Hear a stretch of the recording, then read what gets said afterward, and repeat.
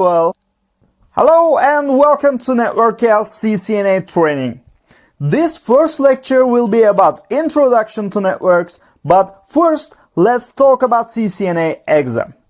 In this chart you can see CISCO's certification path. There are several types and levels of certification that CISCO provides. The entry-level certification program is CCENT.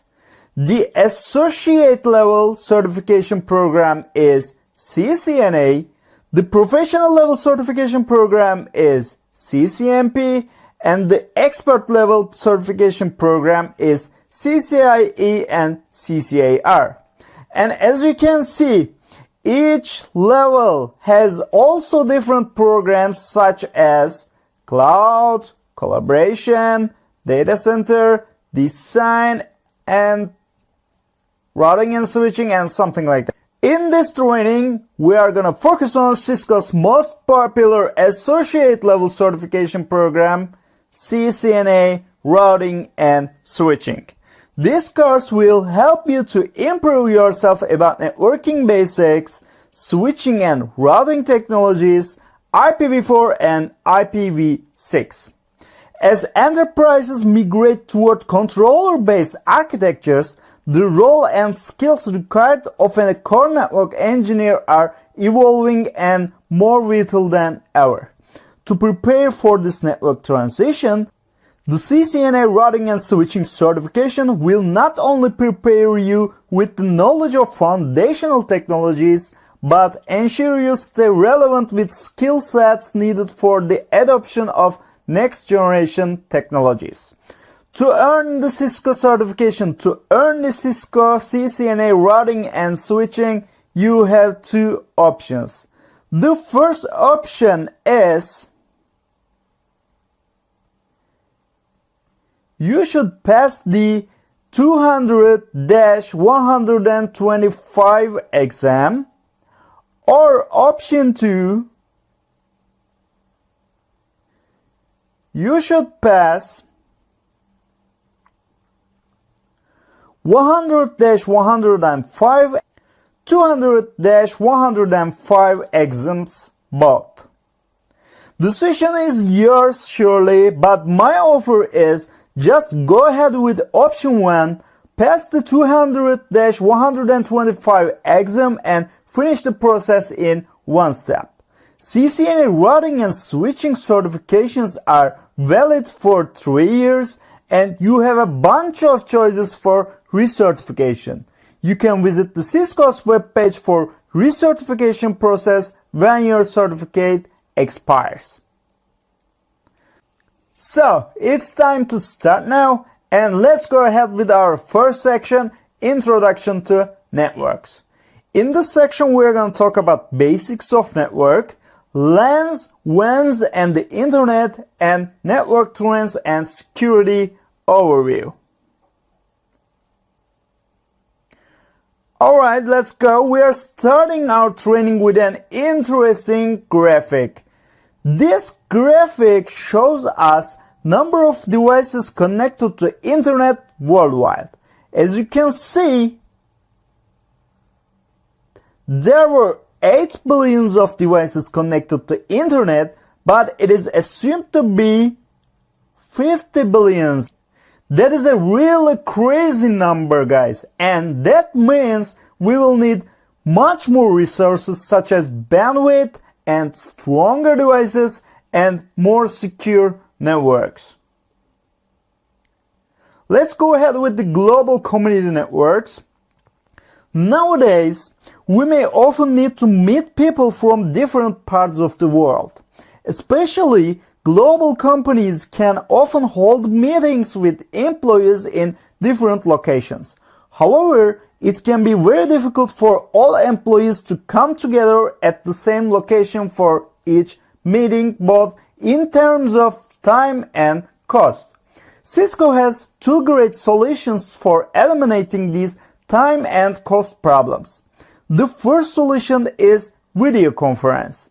Video conferencing is a technology that allows users in different locations to hold face-to-face meetings without having to move to a single location together. This technology is particularly convenient for business users in different cities or even different countries because it saves the time, expense, and hassle associated with business travel. The second technology we are going to focus on is telepresence. Video conferencing technology isn't always able to dissolve barriers and facilitate remote collaboration. CISCO telepresence recreates the meeting room experience so you can meet face-to-face with your globally dispersed teams. Now, in-person meetings can happen without the hassle of travel, so you can be more available and more effective than ever before.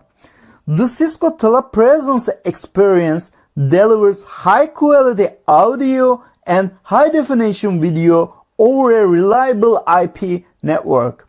Unlike video conferencing, your meetings will look and sound as if all the participants are actually together in the same room. Here is the telepresence device, as you can see in here. These guys are maybe in Paris, and these guys are, for example, in Tokyo, but what they feel is, as you can see, they are on the same table. That's a really great and cool technology. Now, let's talk about the variety of networks according to their size. Small home office networks are networks of several PCs, laptops, and printers, and it meets basic requirements such as surfing on the internet, for example. Medium-sized networks usually consist about 15 or 20 PCs, laptops, and just a few printers maybe. In these networks also, a network device such as switch or router can be used, which we will see in more detail later. And let's go ahead with the large and worldwide network. Large networks are geographically distributed networks. In such networks, very powerful network devices are used to provide communication between the ends. A simple example of these networks is simply Internet. Or we can think about a global company such as CISCO, and CISCO uses the large networks to provide communication between different locations such as CISCO Australia, CISCO Poland, and CISCO China, and etc. between different buildings. Let's take a look to client and server concepts now. These guys are the clients, and this guy is the server. Clients are the devices such as PCs, smartphones, and laptops that request a service from the servers, and servers are the devices that provide the requested service to the clients. Servers are classified by the service they provide. For example, a web server serves a web page, a file server serves computer files, and something like that. The client establishes a connection to the server over a local area or wide area network such as the internet may be. Once the server has fulfilled the client's request, the connection is terminated. For example, let's say that this PC wants to connect with the Google's web page. And let's say that this is the web server of the Google. If you want to connect Google's web page, your PC is the client which requests the web page, and Google's web server provides you the requested service, which is a web page for this situation. And let's go ahead with the LANs, WANs, and the internet. Let's first talk about the devices that we can use in a network. There are two types of devices, and they are end devices and the infrastructure devices. The network devices that people are most familiar with are called end devices or hosts. These devices form the interface between users and the underlying communication network. Some examples of end devices are computers, network printers, VoIP phones, telepresence endpoints, security cameras, and something like that. Infrastructure devices are the devices that helps to provide communication between different end devices. For example, you can communicate different PCs by using switches on the same local area network. As an example, we can give switches, access points, routers, and firewalls to the infrastructure devices. And let's go ahead with the network media. Network media refers to the communication channels used to interconnect nodes on a computer network. In a network, we can provide communication in two ways, and they are wired and wireless. In a wired media, we use different types of cables such as copper cable or fiber optic cable to provide communication between different devices. Wireless network media provides communication between two or more networking devices that are not connected by a cable. The most common wireless technologies use radio waves. With radio waves, distances can be short, such as a few meters for Bluetooth or as far as millions of kilometers for deep space radio communications. And network infrastructures can vary greatly in terms of size of the area covered, numbers of the connected users, numbers and types of services available. Basically, we have four types of networks, and they are local area network, wide area network, metropolitan area network, and storage area network. Local area network, a LAN, is a network infrastructure that provides access to users and end devices in a small geographical area. LANs interconnect end devices in a limited area such as a home, school, office building, or campus. A LAN is usually administered by a single organization or the individual. Let's go ahead with the wide area network.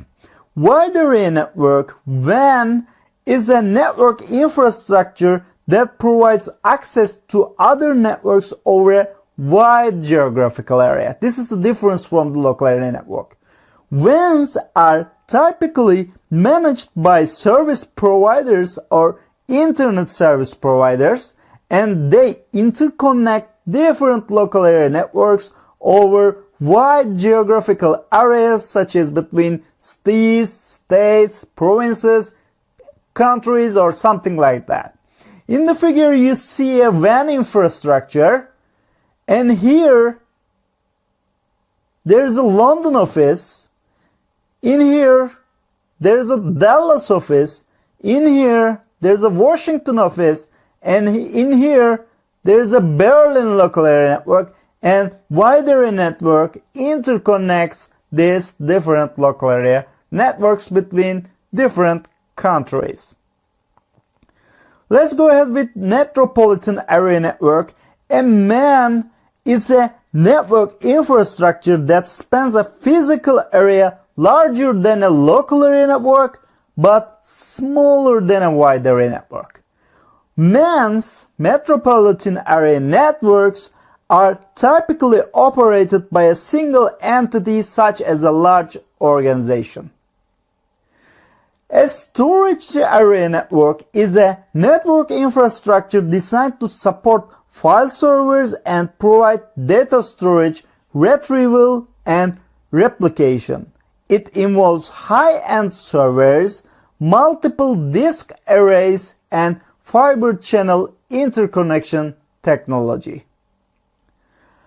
Although there are benefits using local area network or wide area network, most individuals need to communicate with a resource on another network outside of the local network within the home, campus, or organization.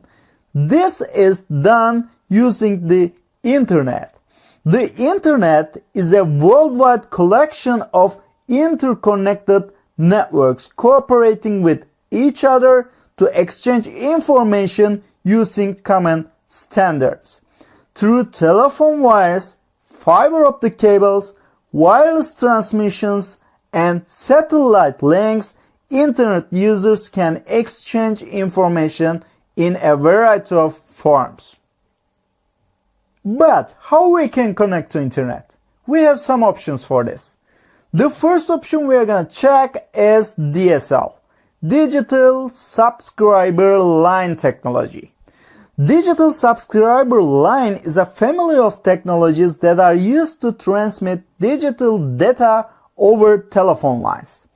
In telecommunications marketing, the term DSL is widely understood to mean ADSL, the most commonly installed DSL technology for Internet access. DSL service can be delivered simultaneously with wired telephone service on the same telephone line, since DSL uses higher frequency bands for data.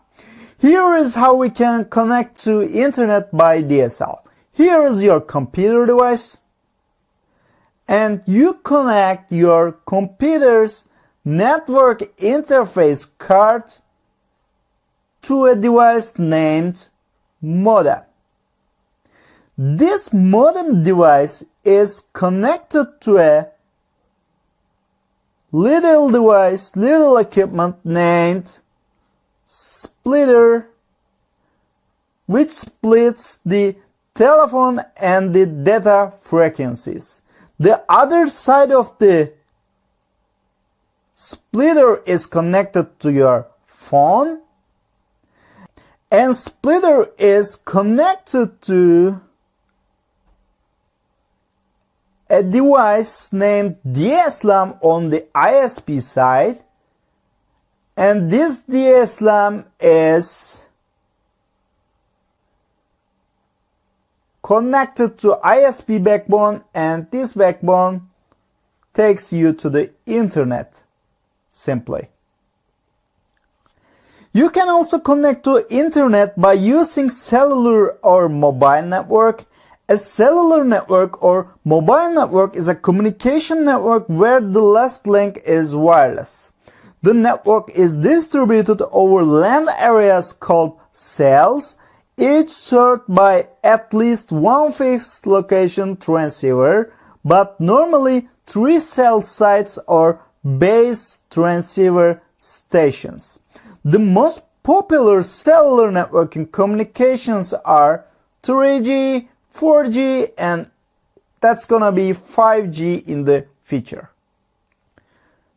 Satellite internet access is the internet access provided through communication satellites. Modern consumer-grade satellite internet service is typically provided to individual users through geostationary satellites that can offer relatively high data speeds up to 50 megabit per second. And here is how we can connect to Internet by using satellite. Here is our PC, and our PC is connected to satellite router this time.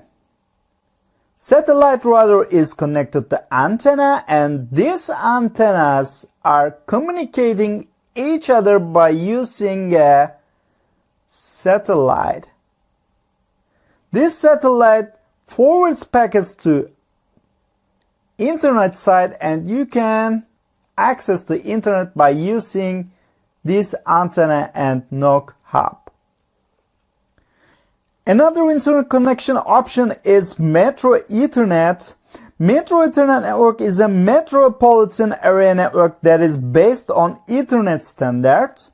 It's commonly used to connect subscribers to a larger service network or the Internet. Businesses can also use metropolitan area Ethernet to connect their own offices to each other. And in the third step, we'll talk about network trends and security overview. The first trend we are going to talk about is BYOD, bring your own device. Bring your own device refers to the policy of permitting employees to bring personally owned devices such as laptops, tablets, and smartphones to their workplace and to use those devices to access privileged company information and applications. And let's go ahead with another trend, which is online collaboration. Simply put, online collaboration lets a group of people work together in real time over the internet.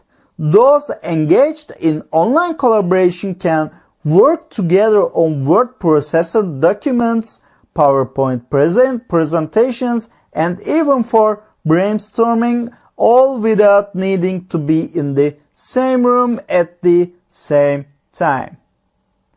Another trend is cloud computing. Cloud computing is the delivery of computing services such as servers, storage, databases, networking softwares, or something like that over the internet, which is known as the cloud. Companies offering these computing services are called cloud providers and typically charge for cloud computing services based on usage, similar to how you are billed for water or electricity at home. Instead of having to invest heavily in data centers and servers before you know how you are going to use them, you can only pay when you consume computing resources and only pay for how much you consume. And let's go ahead with the data centers.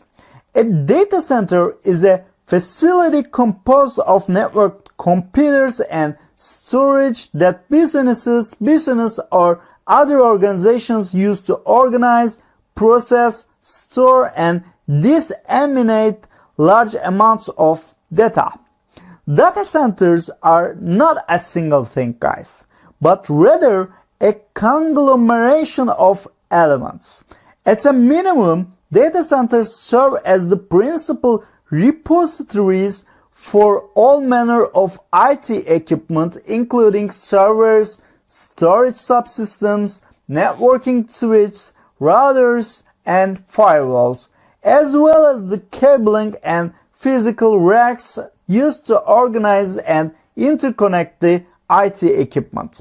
A data center must also contain an adequate infrastructure such as power distribution and supplemental power subsystems, including electrical switching, uninterruptible power supplies, backup generators, and so on, ventilation, and data center cooling systems such as computer room air conditioners and adequate provisioning for network carrier connectivity.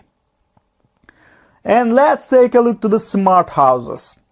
A smart home is a residence that uses internet-connected devices to enable the remote monitoring and management of appliances and systems such as lighting and heating. Smart home technology, also known as the home automation, provides homeowners security, comfort, convenience, and energy efficiency by allowing them to control smart devices, often by a smart home application on their smartphone. For example, when you are outside on a hot summer day, you can cool your home by running the air conditioner remotely by using your smartphone. And another trend is powerline networking. Powerline networking, as its name implies, uses your existing electrical power cabling to transmit digital data. In this case, it is used to transfer your networking data. This can essentially be thought of acting like a wired network where your electrical wiring replaces a large segment of unsightly Ethernet cable. Powerline networking is a good alternate that can often be used in situations where wiring is difficult. And let's go ahead with the network security threats. Guys, it's a dangerous world out there in the World Wide Web. Just as your mother may have told you to never talk to strangers, the same advice holds true for the virtual world. You may know to be wary of giving strangers your business bank account details, but can you be sure website you are logging into is that of your bank and not a forgery created by a cybercriminal? Cybercriminals use many different methods to lure you into parting with your confidential personal or business information. As a small company doing business on the web, you need to be aware of these methods so you can be extra vigilant when online. The common network security threats you can face are DOS attacks, virus, worm, malware, spam, phishing, and something like that. We will discuss deeper about these concepts on our later lessons. And yes, we have security threats, but fortunately we have solutions too. To mitigate network security threats, we can use ACL, Access Control List, which is a control mechanism, firewalls, which is a network security device, and antivirus, which is a network security software. We will also discuss deeper about these concepts on our later lessons.